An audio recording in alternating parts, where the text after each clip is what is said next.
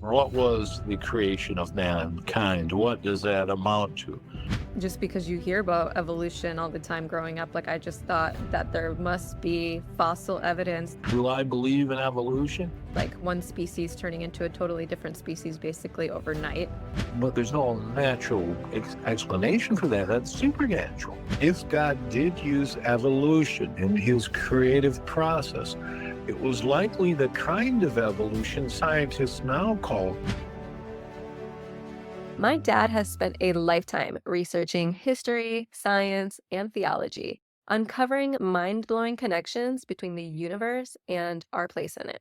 But he's not a fan of cameras or technology, so I call him up, record our conversations, and let his wisdom speak for itself.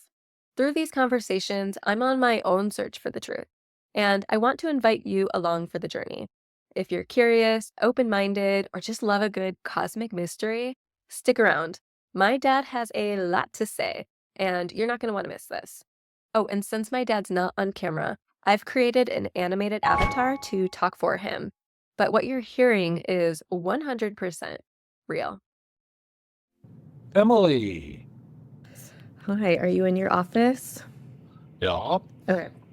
I need to ask you some questions and just have you answer them.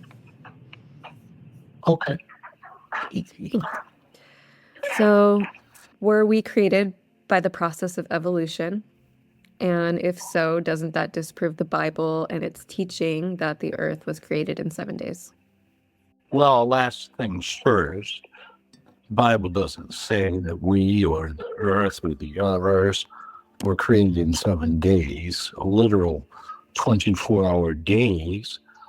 It does speak of the creation process taking 6 days, but the word day that the author of Genesis, widely understood as Moses, the word day that he there used, he used elsewhere. In fact, in the same general context, the word day is used in Genesis chapter 1, in the 6 days of creation, what he did on the first day, second day, and so forth.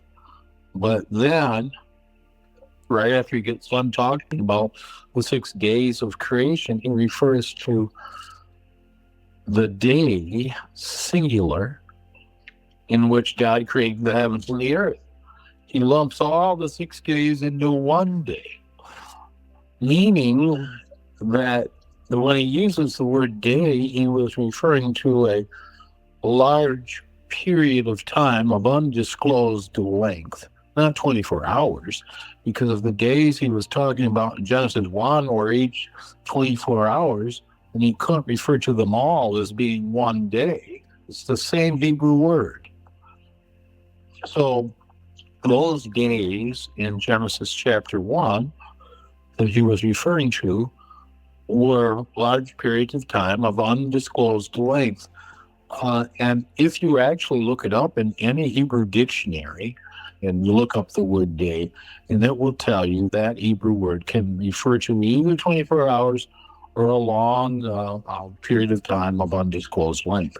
Just like we use the word day today. Would you say in my father's day or in my grandfather's day? You're not talking 24 hours. You're talking about a long period of time, a long time ago.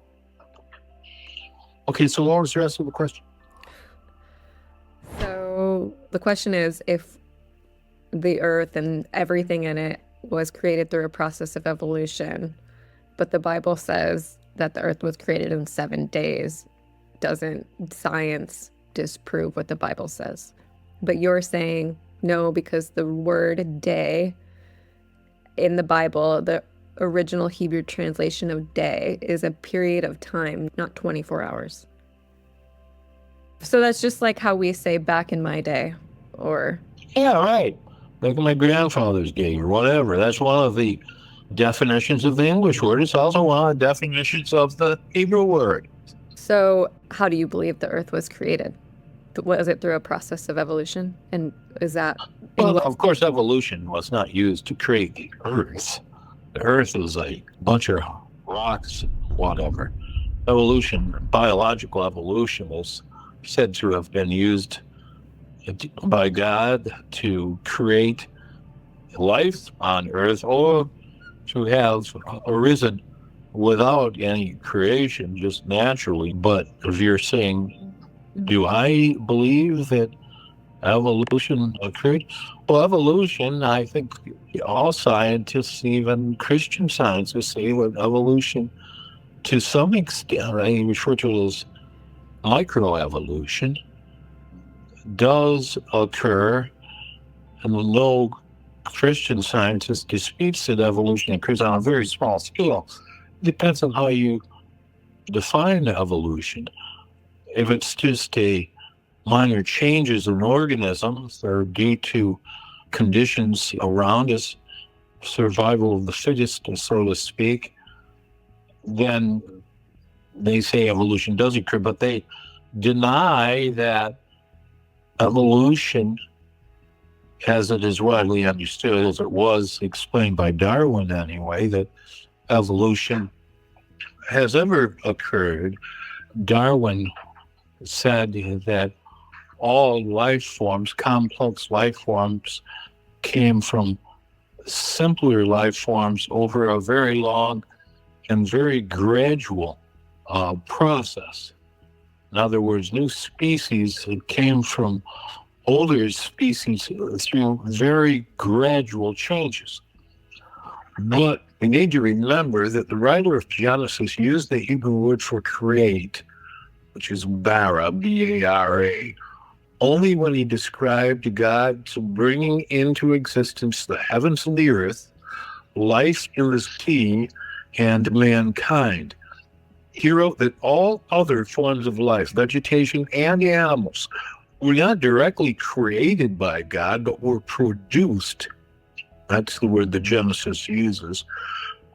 Produced by the land. So it appears that Genesis chapter 1 not only allows for the possibility that God used evolution to bring about all life on earth, but it may actually indicate that he did so. However, if God did use evolution in his creative process, it was likely the kind of evolution scientists now call punctuated equilibrium. What scientists now describe as evolution, they call punctuated equilibrium, in which a species splits into two different species rather than one species gradually transforming into another.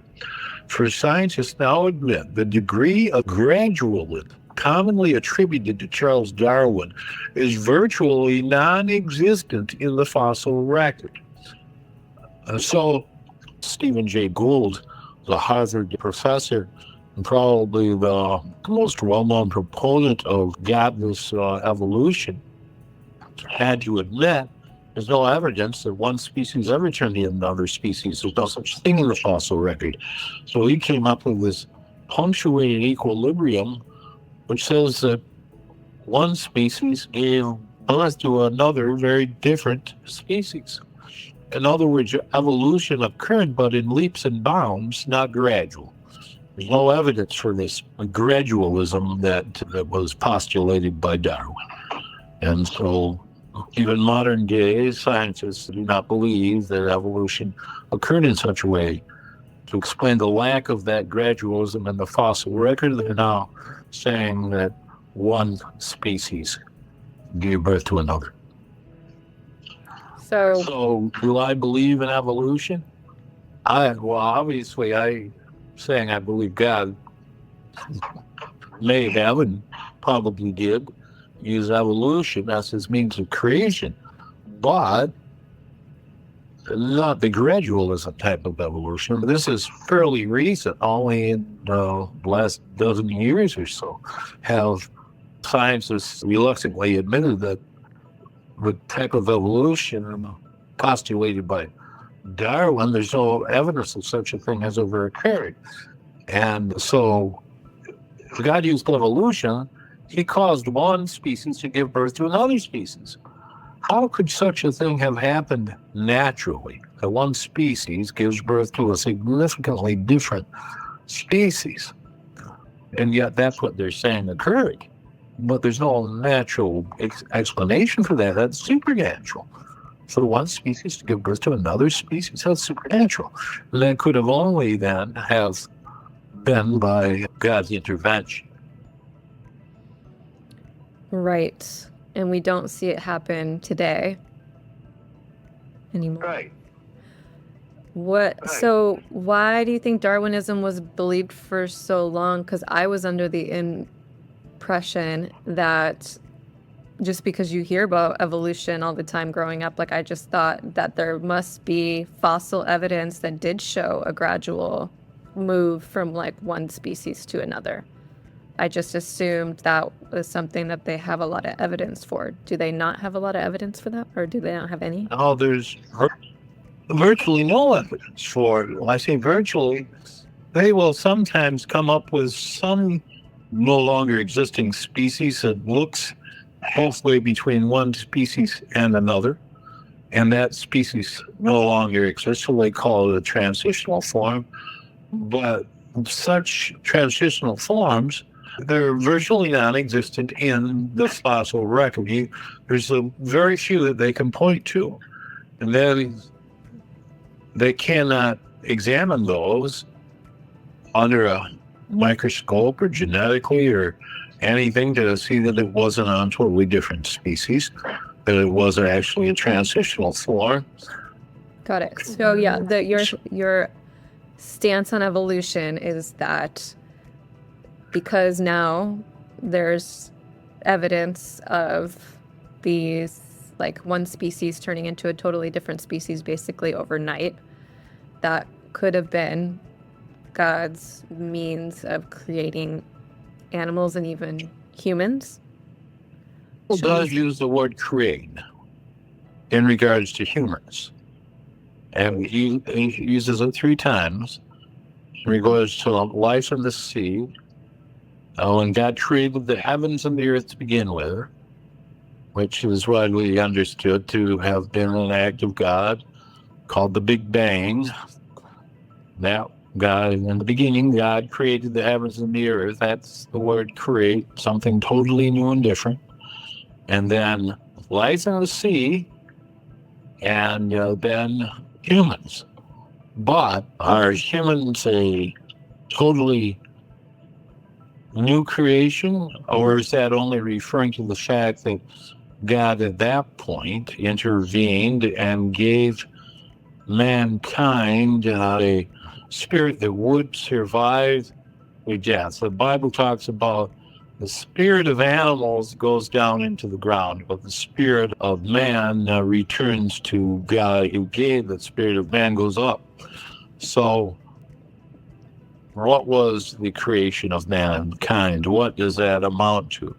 Did that amount to a whole new physical, or was it just the creative act of giving previously existing hominids spirits so that and maybe also changed their brains to give them a spiritual side to them, give them a conscience, right and wrong? I don't think animals have consciences of right and wrong, and a spirit that would return to God. So what was God's creation of man exactly? If evolution was a process that God used to create mankind and previously all life on earth, if God did start with very simple one-celled organisms and then guided that evolution process, then it's a process that he may have used.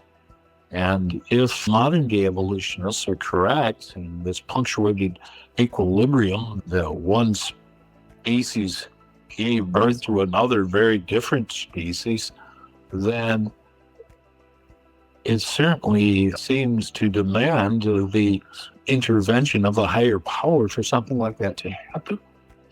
I don't know why so-called conservative Christians are so dead set against the idea that God could have used evolution as his means of creation.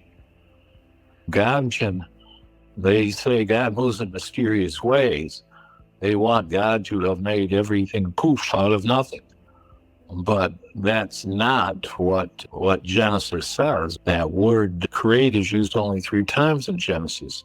The other word that is used refers to a process to fashion out of pre-existing materials. Do you have an opinion on why you think conservative Christians don't want to believe in evolution? Because it has such a nasty connotation to it. You hear evolution, and you think it's automatically godless if God was not involved in the process at all. Most evolutionists say there's no need for God. Mankind evolved.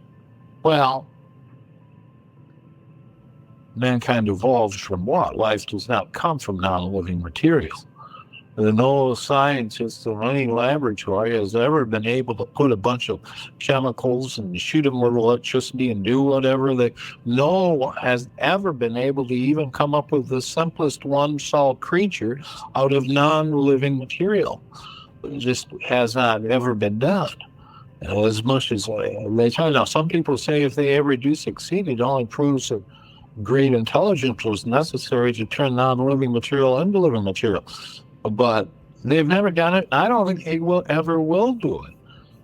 So evolution has gotten a bad rap because it was told to us for so long that it was a natural process that we had evidence for that did actually occur, these natural progression from species to species. And that's how humans were made and all these animals were made. But in fact, the science doesn't back that up. The evidence isn't there for that. But because we were told that for so long, like everyone really associates evolution with this, like, oh, well, there is this natural way that everything exists and it's proven. And because of that, now we think evolution is that. But actually evolution, the way that it did occur and the evidence that we do have for it actually points to a intelligent design or a creator because of these like supernatural leaps that actually evolution took place in these supernatural leaps from species to species that only is explained by a higher power. Yeah, right. Called punctuated equilibrium. Yeah. And that's what they're pushing now because there's just no evidence of gradualism in the record.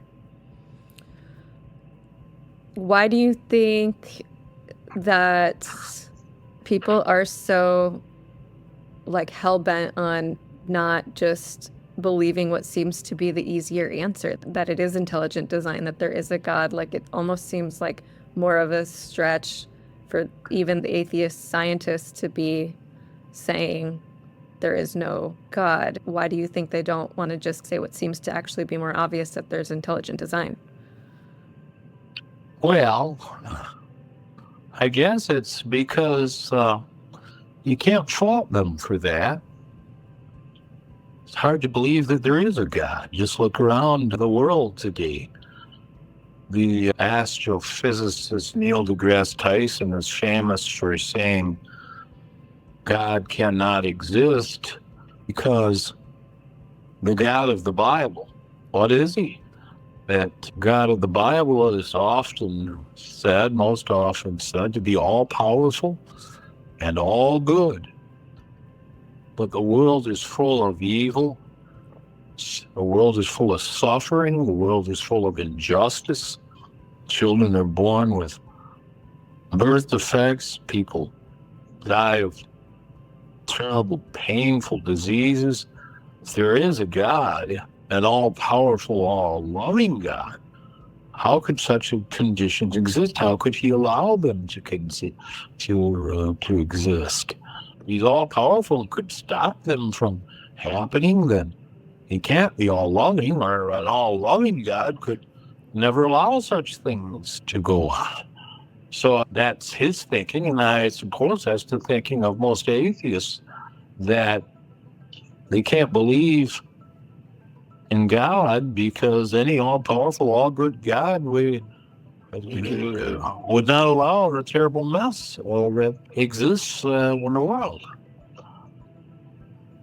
Yeah, what do you have to say? Well, they fail to account for the possibility that God allows such things to exist for a purpose, and for a time. Now, why would God allow such things to exist for a time? Well, there's a lot of reasons He would allow such things to exist for a time. The most common one is called free will. And free will allows people to make their own decisions. And because God is love, God wants to have a loving relationship with us. And true love cannot be forced, cannot be programmed into us. That means that He has to allow us to make our own decisions, either to decide to love Him and love His ways, or to reject Him and reject His ways. And also, the idea of Satan comes into this. That's all told in the story of Job. Satan went before God and said, "Your servant Job, who you have given, blessed with everything, so much wealth, he has so much health, such a large, wonderful family, but he only serves you because of all you have given him. Let me, Satan, let me take all those things away from him and see if he still serves you." And so God allowed Satan to do that to Job. And at the end of, after Satan had been allowed to take all of his wealth and all of his health and all of his children away from him, God told Satan, I'll let you take everything from him, just don't take his life, but take everything short of taking his life, and we will see if you are right. Well, the story of Job says that Job remained faithful to him. His own wife told him, curse God and die. But Job did not do that. And the story of Job says that God allows us to suffer and allows great injustice in the world in order to give us the opportunity to show God that we love him in good times and in bad. And so that's one of the reasons that God allows such things to exist for a time, is to allow us that opportunity. But like I say, also free will. And he had to allow such things for a period of time, because if he didn't, then in the future, we would not know that God's ways are best. Hey, if you're enjoying these conversations and want to go even deeper, my dad's book, Signs in the Sun, Moon, and Stars, is linked in the description. It's his life's work, full of the same ideas and research that we talk about here, and so much more. This book includes things that you won't find on YouTube, like maps to many of the Bible's most historic places, explanations behind the Bible's biggest mysteries, and even celestial clues that connect history, science, astronomy, and theology. This whole project means a lot to me. My dad is now in his 70s, and I'd love to see him enjoy some success from the work that he's poured his heart into. If you're searching for the truth or just want to see how all of this fits together, please consider downloading my dad's book at the link below this video in the description.